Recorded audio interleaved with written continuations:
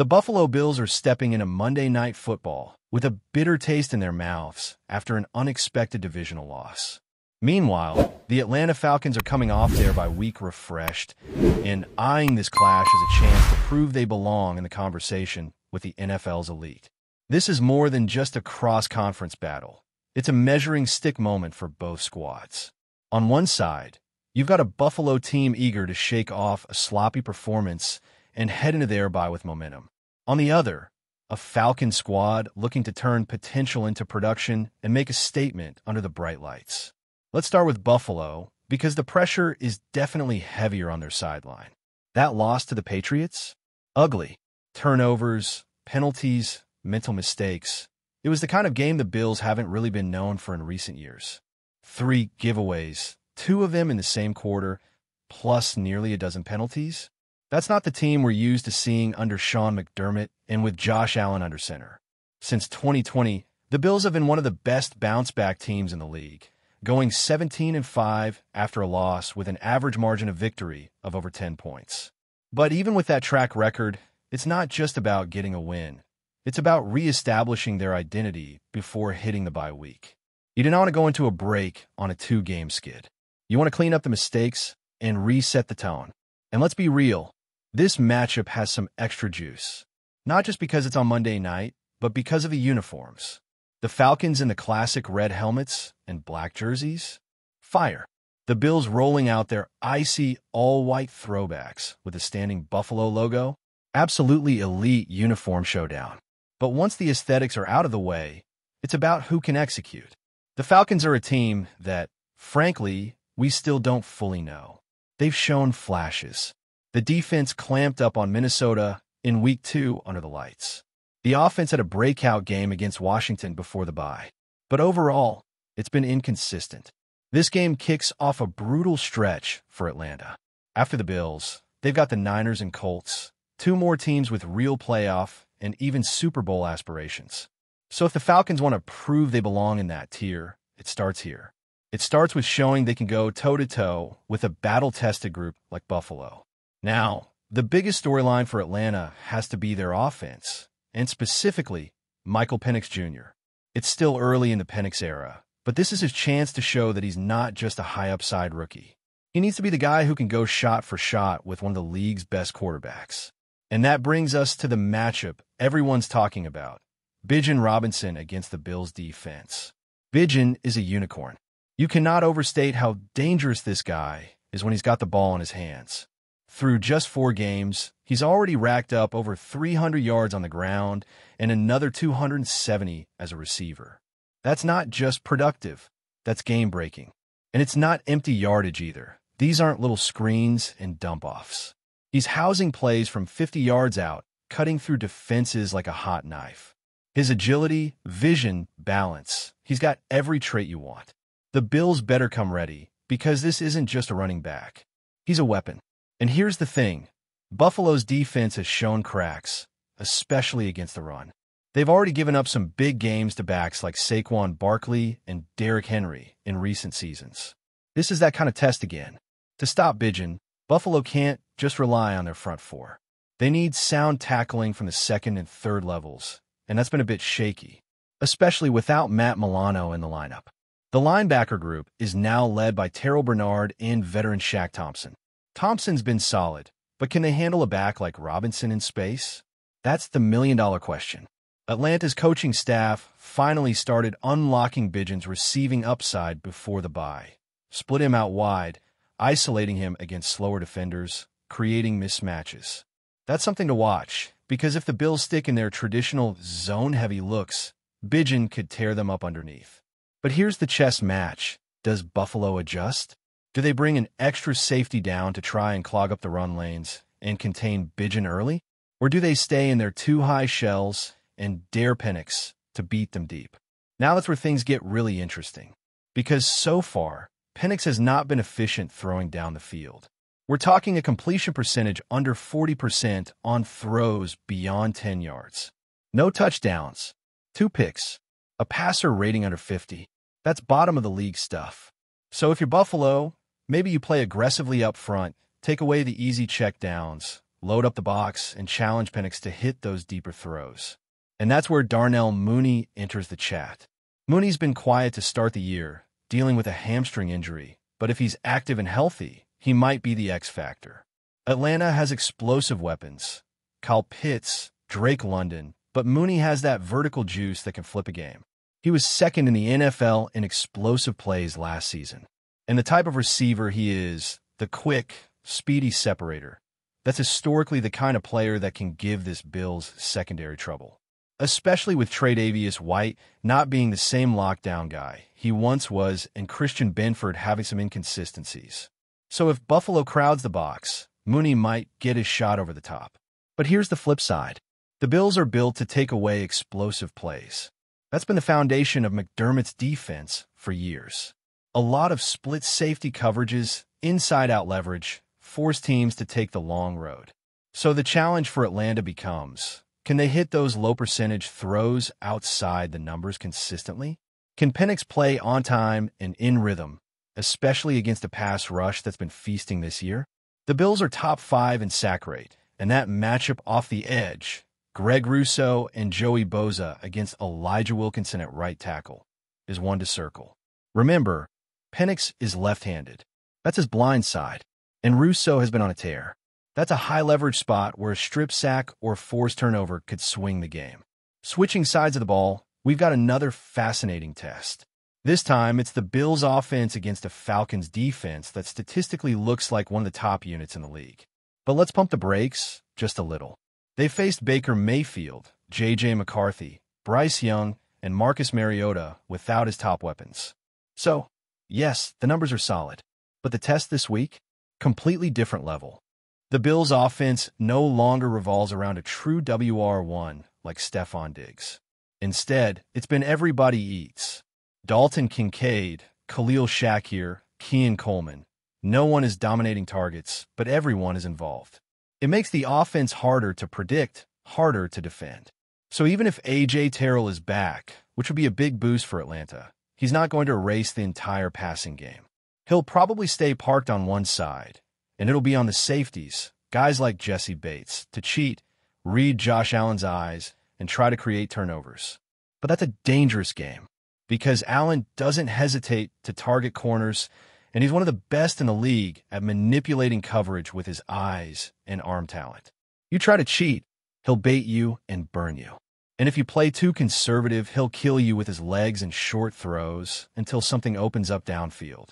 So the Falcons have to thread the needle defensively, disguise looks, stay disciplined, and tackle well. That's the key, because if Josh Allen gets outside the pocket and starts improvising, it's lights out. And speaking of tackling, this could be a James Cook game. Buffalo needs to run the ball effectively, not just to keep balance, but to test the Falcons where they're most vulnerable. Atlanta's been solid against the pass, but their run defense has been shaky, especially when they go into nickel. If Buffalo gets into 11 personnel and runs at that lighter front, Cook has the vision and explosiveness to punish them. Plus, Cook loves to bounce runs outside. That puts pressure on the corners and safeties to tackle in space. And that's been a weak spot for Atlanta. A.J. Terrell and Mike Hughes both have high missed tackle rates. Billy Bowman, the rookie safety, missed a ton in college and is already showing signs of that continuing in the pros.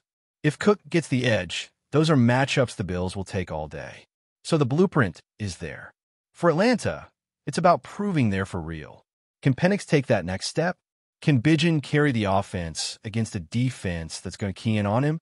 Can they finish drives in the red zone and not settle for field goals?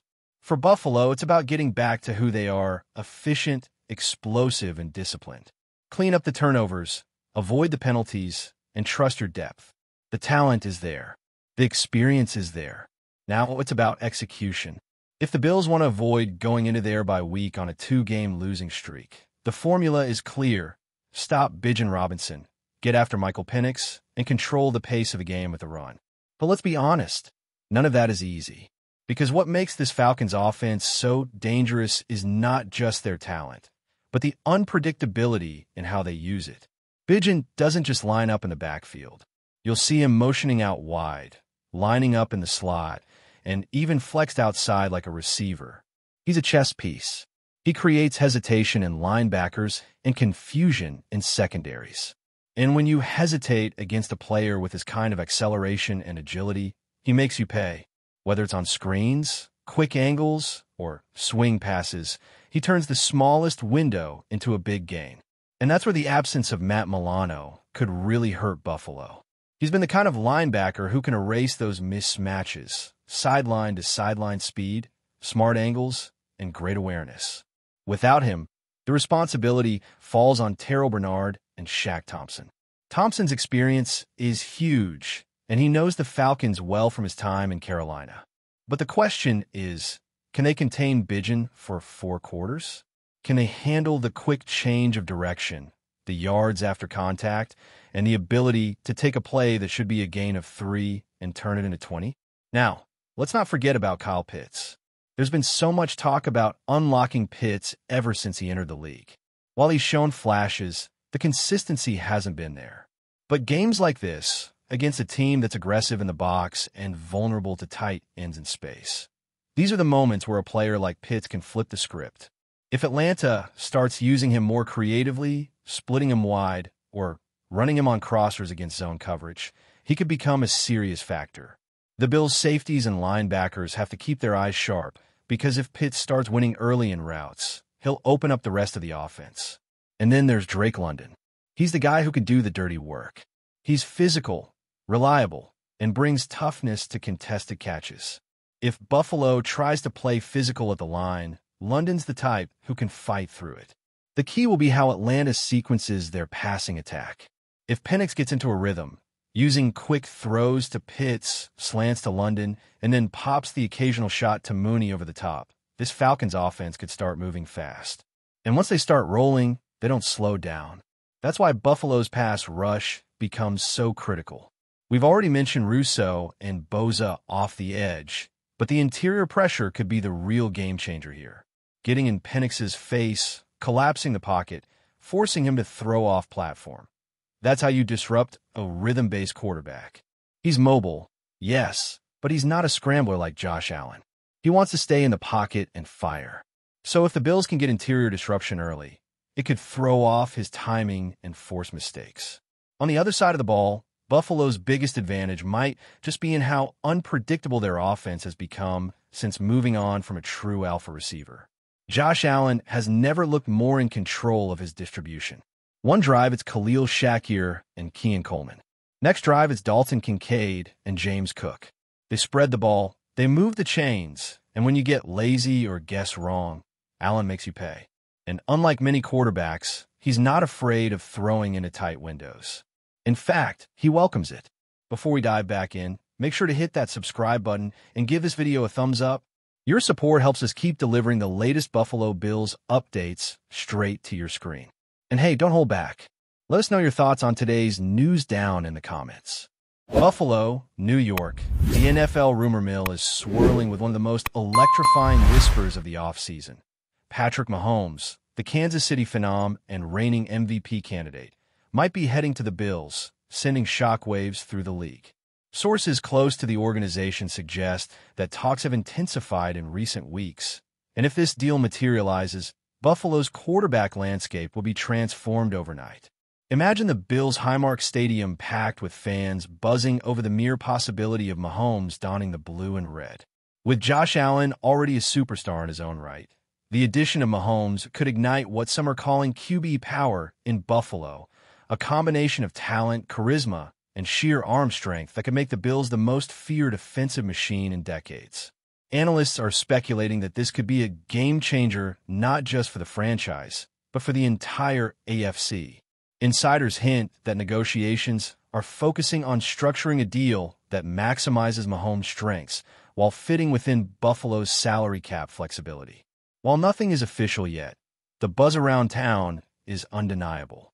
Fans and commentators alike are debating the logistics. Would Allen and Mahomes form a dynamic rotation, or is Buffalo preparing for a bold long-term shift at quarterback? The speculation alone has already set social media on fire, with highlights of Mahomes' cannon arm going viral in combination with Bills' iconic defensive plays. Of course, rumors are still rumors, but in the NFL world, The mere suggestion of Mahomes in a Bills uniform is enough to dominate sports talk shows, podcasts, and locker room chatter. Coaches are said to be mapping out potential playbooks and offensive schemes, dreaming up ways to leverage two of the most electric quarterbacks in football today.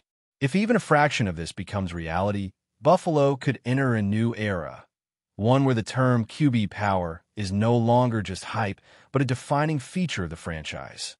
As the days tick down toward the next NFL season, one thing is certain. The rumor of Mahomes in Buffalo has already rewritten the offseason narrative. Fans will be watching, speculating, and imagining every possible scenario. Because if this deal happens, the NFL as we know it might never be the same. That's a wrap for now. If you enjoyed the video and want to stay on top of all things Buffalo Bills, make sure to subscribe and hit that like button. We'd love to hear what you think in the comments. See you in the next update.